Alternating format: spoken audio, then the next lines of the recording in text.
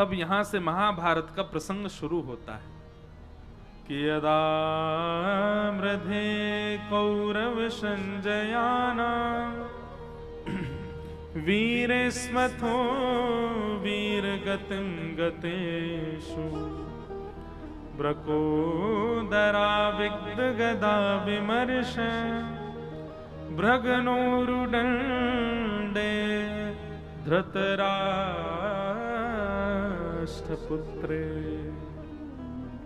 किसी का प्रश्न आया था आज कि भगवान ने अर्जुन को ही क्यों स्वीकार किया? योग्य तो युधिष्ठिर भी हैं, योग्य तो नकुल सहदेव भी हैं, योग्य तो भीष्म पितामह भी हैं, पर भगवान ने अर्जुन को ही क्यों स्वीकार किया? बहुत अच्छा प्रश्न है और समझने योग्य बात है। युधिष्ठिर जी धर्म में प्रधान है, इसलिए उनका नाम है धर्मराज युधिष्ठिर। उनका धर्म अतिश्रेष्ठ है। ठाकुर जी को प्रिय लगते हैं पर स्वीकार नहीं किया। इसलिए कोई धर्म के आचरणों को ही पूरे दिन लिखते लिखते करता रहता हो कि ये धर्म में करना, ये धर्म में करना, ठाकुर जी का प्रिय बन जाएगा, पर ठाकुर जी उसको संग रखें इतना प्रिय नहीं लगेगा ठाकुर जी को। नकुल सहदेव बुद्धिमान है, स्वरूपवान है, पर आपके स्वरूप से, आपकी बुद्धि की चाटुकारी से, आपकी चतुराई से ठाकुर जी इतने प्रसन्न नहीं होंगे। प्रिय लग सकते हो पर प्रसन्न होकर ठाकुर जी गले में गलवैयां डाल लें, ये ठाकुर जी नहीं करेंगे। तो ठाकुर जी को रिझाने के लिए धर्म का आचरण नहीं चलेगा। ठाकुर जी को रिझाने के लिए बहुत बुद्धिमान होने से काम नहीं चलेगा।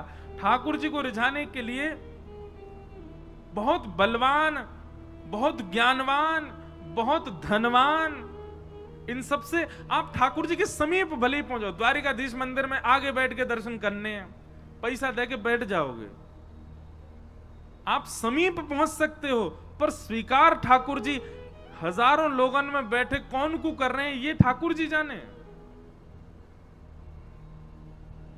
इतने सब लोगों में अर्जुन स्वीकार क्यों किया गया? क्योंकि अर्जुन के पास में सब कुछ है, पर सब कुछ गौड़ है, प्रेम प्रधान है। प्रसंग आता है, मैं बहुत बार सुनाता हूं कथा में, कि जब महाभारत का युद्ध निश्चित हुआ तो अर्जुन और दुर्योधन दोनों गए भगवान के पास। दुर्योधन ने जाकर कहा महाभारत युद्ध होने वाला है, आप किस तरफ रहोगे? भगवान बोले पक्षपात में करता नहीं हूं, तुम दोनों मेरे भैया हो। अब ये तो बड़ी विडंबना हो गई कि मैं किस तरफ रहूं। दुर्योधन बोला कि आप में तो शक्ति है, आप दो दो रूप धारण कर सकते हो, एक रूप से हमारे पास रहो, एक रूप से वहां रहो। भगवान बोले फिर तो महाभारत हो गई तुम्हारी, फिर तो जीवन भर चलती रहेगी, कभी खत्म ही नहीं होगी। जब दोनों तरफ ही पर ब्रह्म खड़े हो जाएंगे तो फिर महाभारत पूरा कैसे होगी? बोले कोई तो निधान बताओ। तो भगवान ने बड़ा अटपटा उदाहरण अटपटा निधान निकाला, समाधान निकाला। अच्छा, ठाकुर जी सदैव अटपटे समाधान ही देंगे। जैसे मैं एक उपाय बताता हूं कि कभी आप संशय में पड़ जाओ तो ठाकुर जी के आगे पर्ची डाला करो। जैसे कि ठाकुर जी हमको दिल्ली पढ़ने के लिए जाना चाहिए कि नहीं? अब आपका मन तो कह रहा है जाना है, लेकिन ठाकुर जी को यदि लगेगा ना कि नहीं इसके नहीं जाने में ही भलाई है तो ना ही आएगा। लेकिन कई बार ठाकुर जी ऐसे निर्णय भी लेते हैं, जैसे मान लीजिए आपने ठाकुर जी के आगे पर्ची डाली दिल्ली जाके पढ़ना है, तो ठाकुर जी कहे हाँ ठीक है जाओ। अब आप दिल्ली आ गए।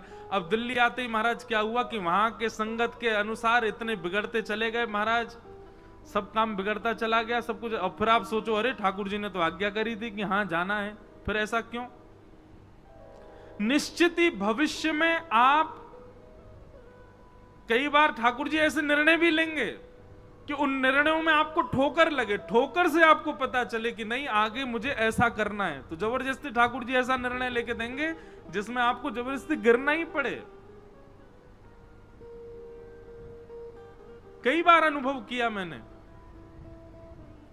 हम कुछ पूछते हैं लाल जी से, अपने लाल जी के आगे पर्ची डालते हैं, तो लाल जी जो देते हैं ना, तो अब तो मैं जानने लगा हूं, अब तो मैं समझ गया हूं कि जो आएगा इसका मतलब यह है जो तू चाहता है वो नहीं मिलेगा, जो तेरे लिए जरूरी है वो मिलेगा। इसलिए ठाकुर जी के सामने जब कुछ संशय रखो तो उसमें यह मत सोचना कि आपको जो चाहिए ठाकुर जी वो देंगे, आपके लिए जो जरूरी है वही ठाकुर जी बताएंगे। और एक बात हमारी मान लीजिएगा, ठाकुर जी के आगे ये पर्ची डालने वाला काम इतना परेशान मत किए करना उनको कि रोज ही डाल रहे हो, हर बात पे पूछे रहे हो, चाय पिए कि नहीं पिए बताओ। इतना परेशान मत करना। कई अपने जीवन के निर्णय स्वयं लीजिए, जब बहुत ज्यादा लगे कि अब इसमें मुझे क्या ही करना चाहिए आप बताओ।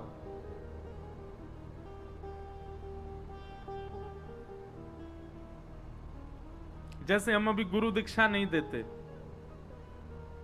एक बार पर्ची मैंने मन रखा था कि जन्माष्टमी पर लाल जी से पूछेंगे, तो अचानक मेरे मन में आया कि आज जाके ठाकुर जी से पूछूं, बताओ हम गुरु दीक्षा देंगे। बहुत सारे लोग आते हैं कि दें, अब कभी कभी मन में कई एक तो मुझे ऐसे मिले वो कह रहे वो आप चाहते नहीं हो कि हम भक्ति मार्ग में आगे बढ़े इसीलिए हमको दे नहीं रहे हो। मैंने भैया ऐसे मत कहो, कुछ भाव है इसलिए नहीं दे रहा। तो ठाकुर जी से हम पूछने गए, तो जैसे ठाकुर जी के आगे पर्ची डाली उठाई तो उसमें आ गया नहीं अभी मत दो। हमने जाके अपने पिताजी को बताई, मेरे पिताजी ठाकुर जी अभी मना कर रहे हैं दीक्षा देवे की। पिताजी ने समय देखा, बोले 2 बज रहे हैं लाला दोपहर के, और ठाकुर जी के गैया चरावे को समय है, ठाकुर जी अपनी गैयान को हाँक रहे हैं, तू पर्ची डाल के उनको परेशान कर रहा हो। तो गुस्सा में कहिए नहीं ले जा। बोले जब ठाकुर जी बिल्कुल बैठे हों, आराम कर रहे हों, कोई काम नहीं हो, लाल जी लीला में ही रहते हैं ना, आपको देखने में लग रहे हैं कि वो सिंहासन पर लीला चल रही है ठाकुर जी की। इस समय ठाकुर जी गैया चरा के लौट रहे होंगे, अब कितने बज गए 6 बज गए, आ गए, अब फल पा रहे होंगे, और फल पा करके फिर यशोदा मैया पहुंचेगी ठाकुर जी के हाथ पामन को पहुंच के फिर आरती करेगी, अरे मेरो लाला आएगो, गैया चरा के आए हो।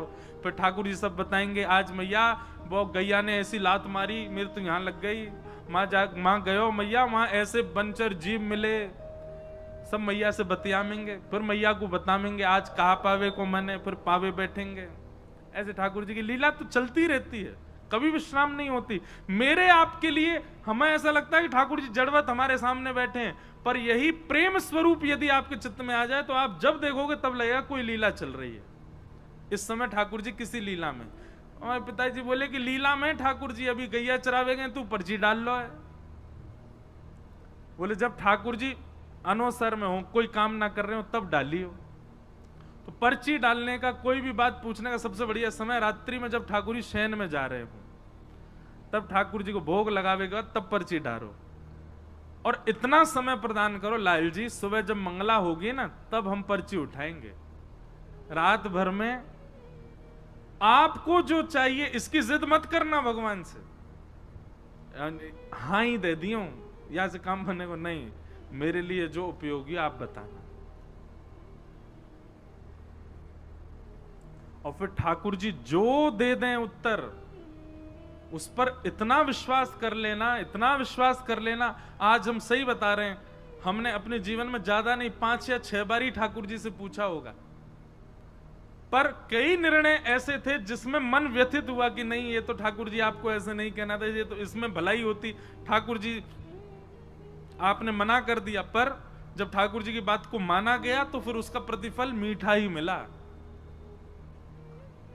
कई बार ठाकुर जी ऐसे निर्णय भी ले देंगे कि जिससे आपको ठोकर भी खानी पड़े, तो भी विश्वास मन में रखना, कोई बात नहीं, ठाकुर जी ने गिराया भी हमारी भलाई के लिए।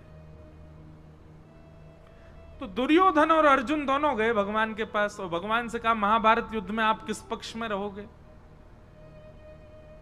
तो भगवान ने बड़ा अटपटा निर्णय लिया, अटपटा ही लेते हैं। बोले सुनो, एक तरफ मेरी सेना रहेगी, भगवान की सेना छोटी मोटी नहीं है, अद्भुत द्वारिका की सेना एक तरफ रहेगी, और एक तरफ अकेला मैं रहूंगा। लेकिन मैं जिस तरफ रहूंगा उस तरफ शस्त्र नहीं उठाऊंगा, बिना शस्त्र के रहूंगा जिस तरफ भी रहूंगा। तुम लोग मुझसे बाद में मत कहना कि भाई तलवार उठाओ, धनुष उठाओ, भाला उठाओ, जे उठाओ, कुछ नहीं, खाली हाथ रहूंगा। एक तरफ मेरी सशस्त्र सेना और एक तरफ अकेला बिना शस्त्र का मैं। अब दोनों चूज कर लो, कौन मुझे ले जाएगा, कौन सेना को। तो निश्चित है मैं और आप भी अगर दुर्योधन की तरफ होते तो हम भी भगवान को ठुकरा देते। नहीं मांगते हम ठाकुर जी को।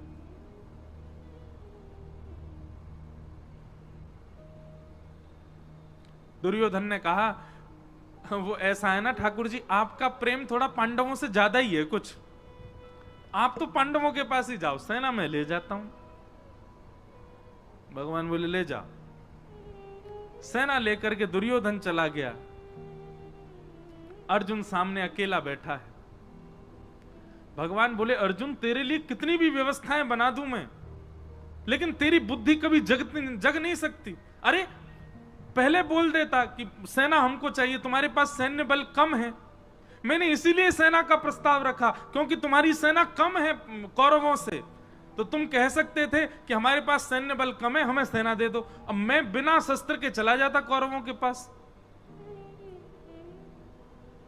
अब सेना तो वो ले गया, अब तेरे पास आऊंगा मैं। एक तो वैसी सेना कम तुम्हारी, और ऊपर से एक इंसान और बढ़ गया जो केवल खाएगा और सोएगा, कुछ नहीं करूंगा मैं। लेकिन अर्जुन प्रेमी है, ठाकुर जी के भावों को समझता है। मैं और आप अर्जुन की जगह होते तो रो गए होते इतनी बात में, ठाकुर जी अब फिर से कर दो टॉस, फिर से दे दो हमको, हम सेना ले लेंगे उसको, आप चले जाओ। हम तो कभी कभी मैं सोचता हूं कि बहुत गरीमत है कि द्वापर और त्रेता में हम आप नहीं थे, हम कलयुगी जीव नहीं थे, हम बड़े खतरनाक है महाराज। भगवान बलि के यहां गए तो बामन बन के गए और संकल्प लेते ही विराट हो गए। 2 पग से तीनों लोक नाप लिए। तीसरा पग रखने के लिए भगवान पर पास जगह नहीं बची, तो बलि ने कहा तीसरा पग मेरे सिर पर रख दो। कभी कभी मैं सोचता हूं बलि की जगह मैं और आप में से कोई और होता तो हम ठाकुर जी को केस कर देते। बोले क्यों? बोले जब आए थे तब बामन बन के आए थे, चीटिंग करी इन्होंने, बड़े हो गए। हम तो 3 पग जमीन देने को तैयार हैं, पर ये वामन बने, वामन बन के ही लें।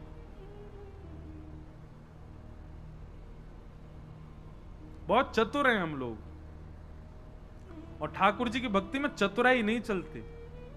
आप जितने सहज, जितने सरल, जितने प्रिय ठाकुर जी को, उतने अच्छे लगोगे। भगवान अर्जुन को कहने लगे कि अब तो तेरी तरफ मैं आऊंगा। तो अर्जुन ने एक बहुत अच्छी बात कही, भगवान के चरणों में प्रणाम करते हुए कहा नाथ, ना तो मैं आपको मांगने आया था और ना आपसे मांगने आया था। दुर्योधन आया था इस भावना से, मैं नहीं आया था। मुझे आपसे कुछ नहीं चाहिए और मुझे आप भी नहीं चाहिए। भगवान बोले तो फिर तू क्यों आया? दोनों हाथ भगवान के हाथ में दे दिए, बोले पकड़ो मेरे हाथ। भगवान बोले पकड़ लिए, बोले खुद को देने आया था कि मुझे रख लो अपने शरण। मैं शरणागत हूं नाथ, मेरे ऊपर कृपा दृष्टि करो। अरे मैं ये भूल नहीं कर सकता कि आपसे कुछ मांगूं। आपसे कुछ मांगूंगा तो कुछ ही मिलेगा, आपको मांगूंगा तो आप भी मेरे आश्रित रहोगे। क्यों?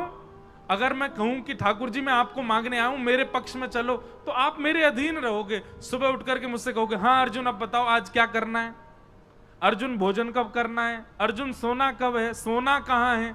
क्योंकि मैं मांगने आया हूं तो सारी जिम्मेवारी मेरी, सारी व्यवस्था मैं करूंगा। पर मैं तो आपको मांगने नहीं, खुद को देने आया हूं। तो अब स्थिति क्या है, मेरी सारी व्यवस्था आप करो।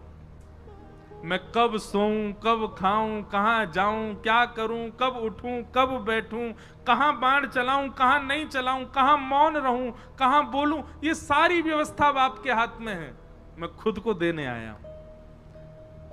ये समर्पण देख करके भगवान ने अर्जुन को स्वीकार कर लिया। और अर्जुन से 2 बार रीचेक किया भगवान ने। भगवान बोले अर्जुन केवल बोले मत, देख ले मैं कुछ भी आज्ञा कर सकता हूं। अर्जुन कहता करिष्ये वचनम तव, आप करके देख लेना, आप जो आज्ञा करोगे करूंगा। भगवान बोले फिर सोच ले, मैं कुछ भी आज्ञा कर सकता हूं। भगवान बोले आप करके, अर्जुन बोला करके देखो। बोले ठीक है, युद्ध प्रारंभ होने दे। और युद्ध में भगवान ने महाराज अर्जुन के कमर तोड़ के रख दी। ऐसी ऐसी आज्ञा भगवान करें।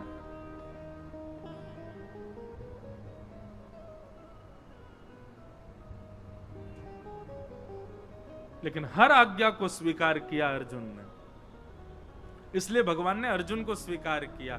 क्यों? क्योंकि बाकी सब तो ठाकुर जी से मांग रहे हैं, ठाकुर जी को मांग रहे हैं, पर अर्जुन ने तो खुद को ठाकुर जी को दिया, खुद को अर्पित किया है, समर्पण किया है। समर्पण किया इसलिए भगवान उसके सारथी बन गए। और सारथी का मतलब कोई भगवान की पदवी कम नहीं हो गई है, बल्कि और श्रेष्ठ। हम सबको अपना सारथी ठाकुर जी को, सारथी मतलब कौन? जो राह दिखावे, जो लेकर के चले, कहां जाना है, कहां मुड़ना है, कहां बैठना है, कहां चलना है, ये सारथी ही तो कर सकता है। सारथी के अधीन होता है पीछे बैठा व्यक्ति। हर व्यक्ति अपना सारथी श्री कृष्ण को बनावे।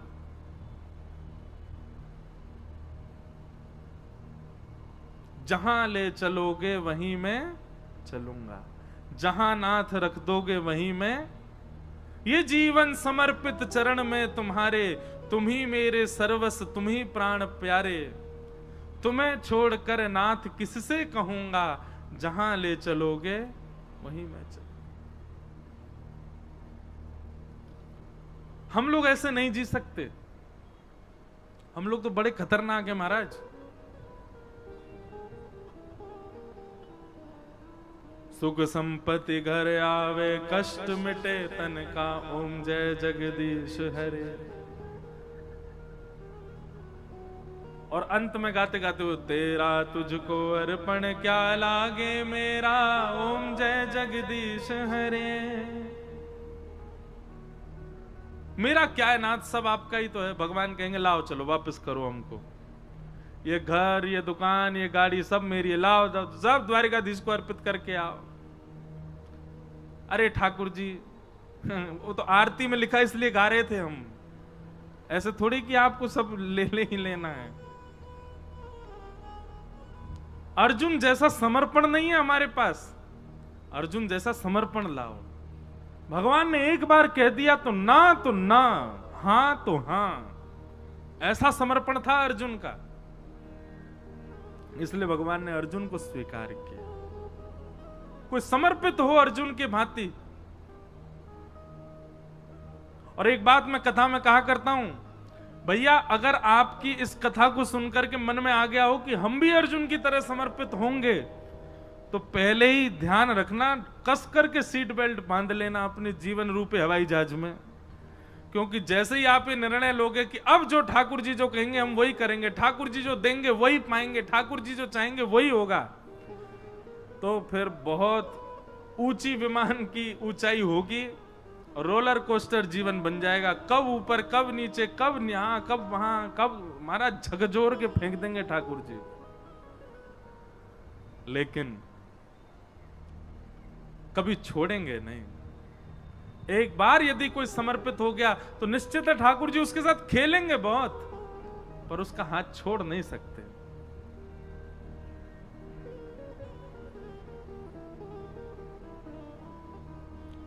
हमारे इधर देखो, यहां देखो, यहां देखो, गोवर्धन में विराजमान थे पंडित श्री गया प्रसाद जी महाराज, नाम सुना? आप में से कई लोगों ने तो दर्शन भी किए होंगे पंडित श्री गया प्रसाद जी महाराज के। कौन यहां कोई हैं जिन्होंने दर्शन किया? हाथ ऊपर करो। जय हो भैया, हम आप सबन के दर्शन कर लें। महाराज जी के तो दर्शन हमको नहीं हो पाए, पर महाराज जी के वचनामृत, महाराज जी की जीवनी आदि में सब देखता रहता हूं। अद्भुत भाव।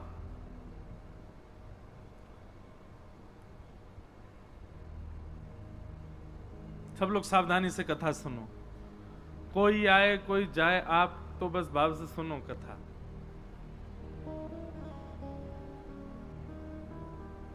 पंडित जी महाराज की वाणी में एक बात बड़ी बढ़िया लगती थी। पंडित जी से किसी ने निवेदन किया कि पंडित जी, ठाकुर जी बहुत पीड़ा दे रहे हैं, ठाकुर जी बहुत परीक्षा ले रहे हैं, ठाकुर जी जीवन में बहुत संकट दे रहे हैं, आप कछु आज्ञा करो, कहा करूं, जो काम करूं सब बिगड़ जाए, घर परिवार में कछु बन नहीं रहे हो, पत्नी मान नहीं रही है, बच्चा सुने ना है, हे पंडित जी महाराज कछु आज्ञा करो। पंडित श्री गया प्रसाद जी महाराज आज्ञा देते हुए कितनी अच्छी बात कहते, बोले अरे भैया, ब्रजभाषा में ही बोलते, बोले जे कन्हैया है ना, जाको खेलवे को बड़ो मन करे, सोचे हमारे संग खेल खेलो करे। कभी पत्नी को उठाए दे, कभी बालकन को उठाए दे, कभी काम बिगाड़ दे, जाके हम सबरे खिलौना है, जे हमारे संग खेल है। लेकिन भैया, यह बात से दुखी मत हो कि ठाकुर जी खेल काहे को रहे, बल्कि ठाकुर जी से प्रार्थना करो, जितनो मन चाहो ठाकुर जी उतनो खेलो, पर खिलौना बदलना नहीं चाहिए, मैं ही रहूं आपको खिलौना, खूब खेलो।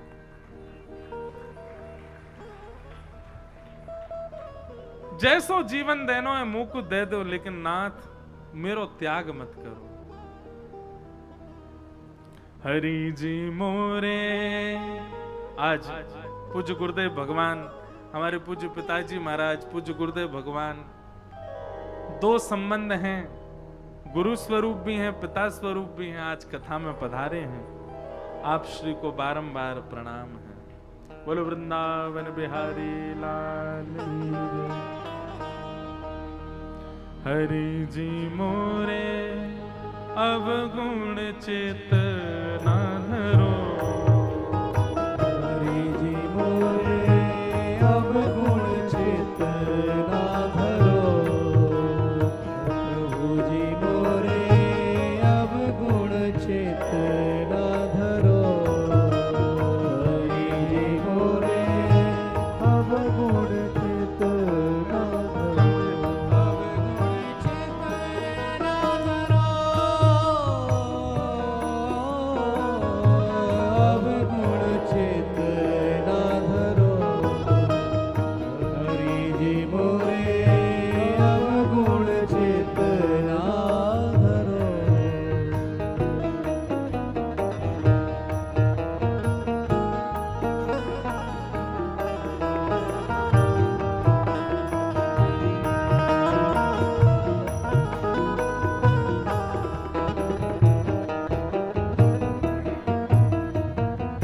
बोलो वृंदावन बिहारी लाल की। भैया फोटो वाले भैया नीचे से ले ले करो, सब लोग विराज जाओ।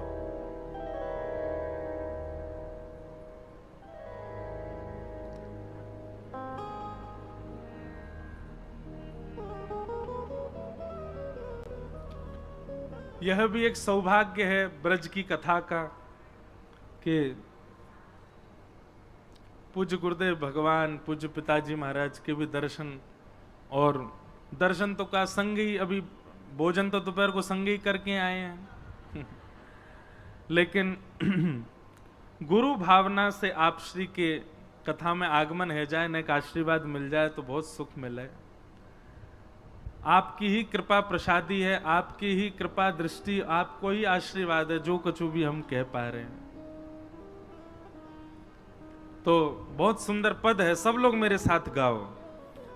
हरि जी मेरे अवगुण चित ना धरो, हरि जी मेरे अवगुण चित ना धरो, प्रभु जी मोरे अवगुण चित ना धरो, प्रभु जी मोरे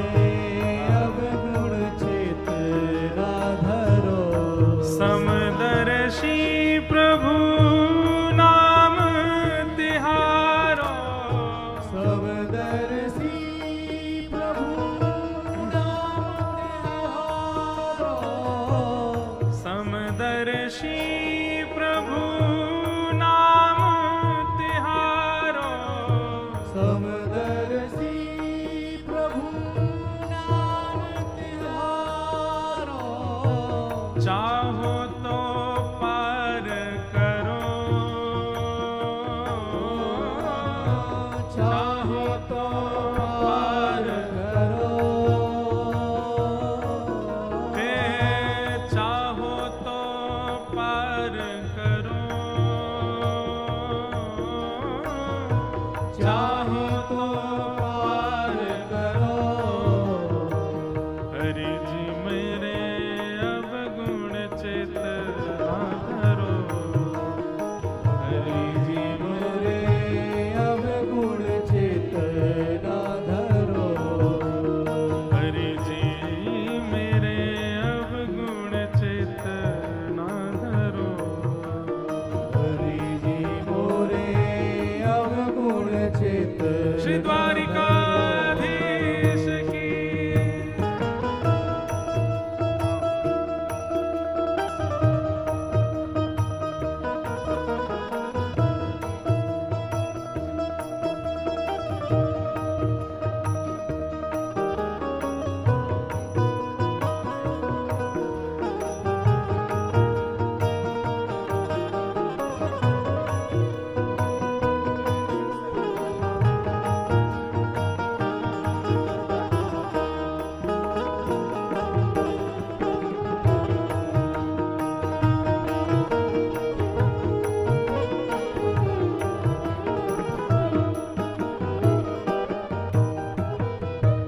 एक लोहा पूजा मेरा क्यों,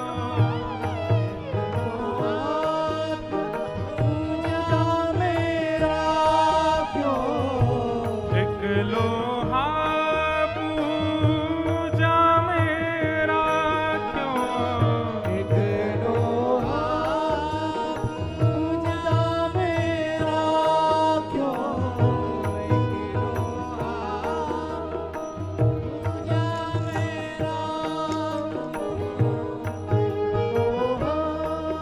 पूजा मेरा आज बड़ी कृपा भई है। आज पूज्य गुरुदेव भगवान पधारे हैं और श्री वृंदावन से श्रीमद् भागवत के अद्भुत वक्ता और श्रीनाथ जी की अद्भुत सेवा, शरणागति श्रीनाथ जी की जो खूब खूब लाड़ लड़ा में खूब सेवा करें और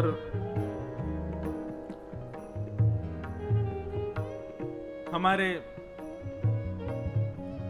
ऊपर भी जिनकी खूब कृपा है, ठाकुर जी की श्री लाल जी की सेवा में जिनकी आज्ञा खूब प्राप्त होवे और उन्हीं की आज्ञा से ही सेवा में विस्तार होवे, ऐसे पूज्य श्री रसिया बाबा महाराज पधारे हैं। आपको भी बारंबार प्रणाम।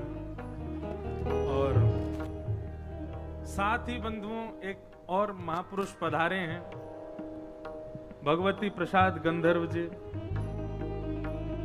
आप सब लोग द्वारिकाधीश दर्शन करने जाते हैं तो वहां द्वारिकाधीश जी में जो स्पीकरों में जो पद चलते रहते हैं वो गायक आप ही हैं। हमारे भारतवर्ष नहीं, पूरे विश्व में जहां कहीं भी पुष्टि मार्गी हवेली है, जहां कहीं भी श्रीनाथ जी, द्वारिकाधीश जी आदि की सेवा, पूरे विश्व भर में जहां कहीं भी मंदिर होंगे, ठाकुर जी के जितने भी पद पदावलियों का गायन का जो स्वर आप सुनते हैं वो आपका ही है। हमने निवेदन तो किया है कि आज भी, क्योंकि जन्माष्टमी से राधाष्टमी के बीच कोई समय है, तो कोई बधाई ठाकुर जी की आप सुनाई हो, तो जैसे ही आप स्वर सुनोगे ना, तो अगर द्वारिकाधीश जाते होंगे तो आपको पता चल जाएगी कि हाँ ये स्वर हमने सुना। मैं तो एक बात कहूं, जैसे हम आप सब लोगन के प्रिय गायक हो में, प्रिय सिंगर हो में, कोई को जगजीत सिंह जी पसंद है, कोई को लता मंगेशकर जी प्रिय हैं, कोई को आजकल के बालकन को अरिजीत सिंह प्रिय है, ऐसे ही हमारे ठाकुर जी के आज के प्रिय गायक यही हैं। हमारे लाल जी तो इनको ही सुनते रहे, सुबह मंगला से लेकर के रात्रि शयन तक की सेवा में सबरे पद आपके ठाकुर जी सेवा में स्वीकार करें। आज भी कथा में भी एक पद जरूर सुनाएंगे, पहले हम अपनो पद पूरा कर लें। देखो सूरदास जी को एक पद आयो, 3 महापुरुष आ गए, पद की एक पंक्ति गाते ही, हरि जी मोरे अवगुण चित न धरो। हरि मोरे अवगुण चित ना धरो। एक माया एक ब्रह्म कहावत, एक माया ऊंचे स्वर में गाओ सब लोग। एक माया एक ब्रह्म कहावत, एक माया एक ब्रह्म कहावत। सूर श्याम डगरो, सूर श्याम झगरो, हे शूर श्याम झगरो। सूर श्याम झगरो। काय बात से झगरे? हे अब की मेर मोहे पार उतारो, अब की मेर मोहे पार उतारो। अब की मेर मोहे पार उतारो, अब की मेर मोहे पार उतारो। क्यों नाही पन जात तरो, नाही पन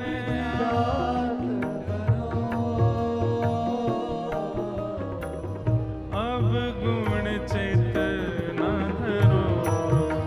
हरि मोरे अवगुण चित ना धरो। हरि जी मोरे अवगुण चित न धरो। हरि मोरे अवगुण चित ना धरो। हरि जी मोरे अवगुण चित न धरो। हरि मोरे अवगुण चित ना धरो। बोलो द्वारिकाधीश की